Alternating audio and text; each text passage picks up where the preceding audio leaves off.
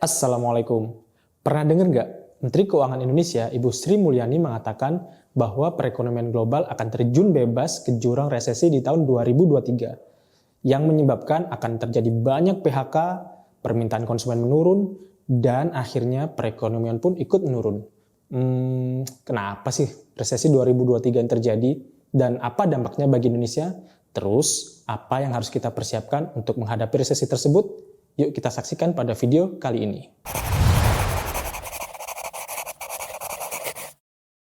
Sebelum kita mulai pembahasannya, pastikan kamu menyaksikan video ini sampai akhir ya, karena ada 7 tips yang bisa kamu terapkan untuk bersiap menghadapi resesi 2023. Siap? Yuk kita masuk ke pembahasan. Yang pertama, kita pahami dulu apa itu resesi. Dikutip dari website sikapiuangmu.ojk.go.id, secara sederhananya, resesi bisa dikatakan bahwa suatu negara keadaan ekonominya sedang memburuk. Yang ini lebih parahnya bisa menyebabkan komplikasi ekonomi, seperti inflasi yang tinggi, mata uang melemah, ekspor menurun, harga-harga barang ikut tinggi, yang akhirnya menyebabkan orang susah jual beli, dan ujung-ujungnya banyak bisnis yang gulung tikar. Kita ambil contoh sederhana untuk memahami resesi ini. Coba bayangkan kalau seandainya kamu punya bisnis warung bakso, yang bahan bakunya bisa kamu dapatkan dengan harga murah. Akan tetapi, resesi datang dan akhirnya bahan baku itu harganya naik, yang berupa daging sapi. Akhirnya, satu mangkok bakso yang awalnya kamu jual dengan harga 5.000, bisa menjadi 10.000 per mangkok, yang menyebabkan harga per mangkoknya pun naik dan penjualan ikut turun.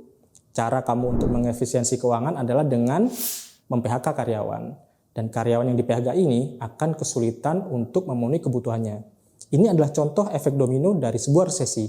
Tapi skalanya kecil, warung bakso. Coba bayangkan kalau itu di skala yang lebih besar, industri yang lebih besar. Misalnya industri energi, pangan, telekomunikasi, teknologi, dan lain-lain. Pasti akan lebih parah lagi dampaknya. Ngeri nggak sih? Nah, gimana menurut para ekonom di tahun 2023 ini? Separah apa resesinya?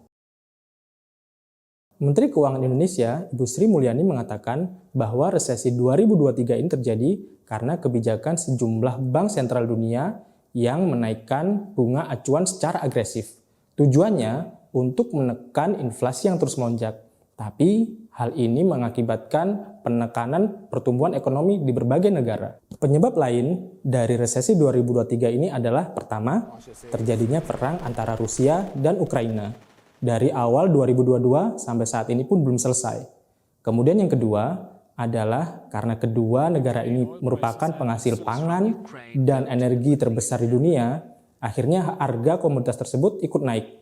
Yang ketiga, dampak dari COVID-19 yang kita rasakan di tahun 2019 lalu hingga saat ini pun masih terasa.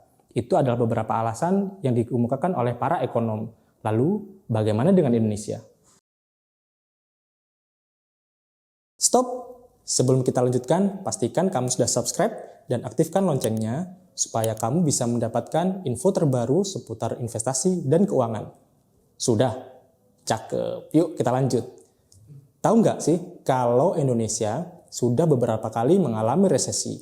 Kita coba flashback ke resesi-resesi terdahulu ya.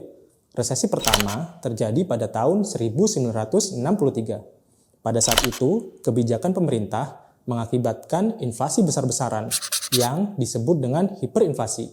Inflasi saat itu bisa mencapai angka 600%, yang menyebabkan kebijakan pemerintah untuk meredenominasi rupiah, yang awalnya Rp1.000 dirubah menjadi Rp1. Hal ini mengakibatkan harga-harga saat itu semakin berantakan, dan ekonomi pun ikut turun. Terus ada lagi resesi 1998, yang anak muda saat itu menyebutnya Krismon 98. Hal ini disebabkan karena adanya krisis di Asia tahun 1998, mengakibatkan pertumbuhan ekonomi Indonesia minus 18%. Akibatnya, pada tahun 1997, 1 US dollar sama dengan Rp4.850, melemah menjadi Rp17.000 per US dollar di Januari 1998. Ngeri banget gak sih? Lalu terjadi lagi resesi tahun 2008 yang disebabkan oleh masalah keuangan global yang berasal dari Amerika Serikat atau biasa kita sebut dengan subprime mortgage. Hal ini berimbas juga ke perekonomian di Indonesia. Akhirnya perekonomian Indonesia turun yang awalnya 6% di tahun 2008 menjadi sekitar 4% di Juni 2009. Selain itu, rupiah pun ikut melemah.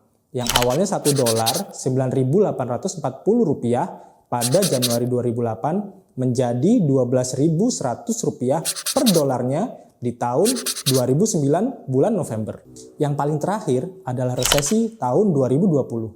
Resesi ini disebabkan adanya pandemi COVID-19 yang menyebabkan perekonomian Indonesia turun yang awalnya dari 4,97% di Desember 2019 menjadi 2,97% di kuartal 1 tahun 2020. Hal ini semakin parah ketika kuartal 2 tahun 2020 turun menjadi minus 5,32%. Rupiah pun ikut melemah yang awalnya 13 ribuan per US dollar pada tahun 2020 awal Januari menjadi 16 ribuan rupiah per dolar di Maret 2020. Terus bagaimana dampak dari resesi 2023 bagi Indonesia? Direktur Pelaksana IMF, Kristalina Georgieva, mengatakan melalui Instagram resminya bahwa Indonesia menjadi titik terang di tengah ekonomi global yang gelap gulita. Dalam laporan East Asia and the Pacific Economic Update edisi Oktober 2022, Bank Dunia memproyeksikan bahwa pertumbuhan Indonesia stabil hingga tahun 2023.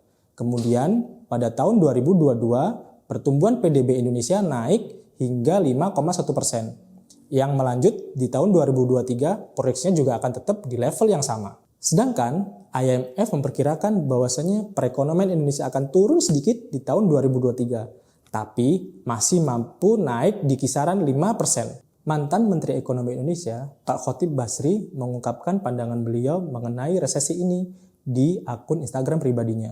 Beliau mengatakan, apakah ekonomi Indonesia akan mengalami resesi? Menurut saya tidak. Yang terjadi adalah perlambatan ekonomi. Cukup menarik ya. Terus sebenarnya bagaimana sih nasib Indonesia di tahun 2023 nanti? Kalau berdasarkan data-data dan ucapan para ahli ekonom tadi, insya Allah Indonesia tidak akan masuk ke jurang resesi tahun 2023. Meskipun perlambatan ekonomi bisa saja terjadi. Tapi sekalinya Indonesia telah lepas dari jurang resesi 2023, kita tetap harus mempersiapkan diri menghadapi berbagai macam kemungkinan yang akan terjadi. Dan insya Allah 7 hal yang akan saya sampaikan ini bisa membantumu untuk mempersiapkan diri menghadapi berbagai macam kemungkinan tersebut. Pertama, tingkatkan takwa kita kepada Allah Subhanahu wa taala. Karena hanya dengan bantuan Allah Subhanahu wa taala kita bisa melewati segala kesulitan yang terjadi dan kita pun akan menjadi pribadi yang lebih baik lagi. Kedua, jangan boros. Beli barang-barang yang benar-benar kamu butuhkan. Jangan sampai terlena mengikuti gaya hidup mewah orang-orang di luar sana. Ketiga, atur ulang pos pengeluaranmu. Cek kembali pengeluaranmu setiap bulannya. Mana yang bisa dipangkas dan mana yang bisa disisihkan untuk hal yang lebih produktif. Keempat, kurangi dan lunasi utangmu.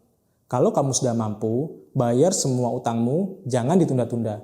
Apalagi kalau itu utang riba, karena jangka panjangnya selain merusak akhiratmu, juga merusak cash flow-mu. Kelima, menabung dan siapkan dana darurat. Buat pos khusus untuk tabungan dan dana darurat. Jika qadarullah terjadi sesuatu, kamu bisa memanfaatkan tabungan ini. Dan jika semuanya alhamdulillah baik-baik saja, tabungan ini bisa kamu manfaatkan untuk membayar sekolah anak atau mungkin benerin genteng rumah yang sedang bocor. Keenam, cari pendapatan lain. Tidak ada yang menjamin bahwasanya pekerjaanmu saat ini bisa bertahan saat krisis. Oleh karena itu, cari sumber penghasilan yang lain. Bisa dari bisnis atau investasi. Terakhir, investasi. Sisihkan pendapatan bulananmu untuk investasi. Supaya harta yang kamu miliki bisa terus berkembang. Tapi pastikan investasi tersebut tidak ada pelanggaran syariah. Supaya harta yang kamu dapatkan bisa lebih berkah. Misalnya nih, investasi di saham atau sukuk yang ada di Syafiq. Pilih saham atau sukuk yang defensif terhadap resesi.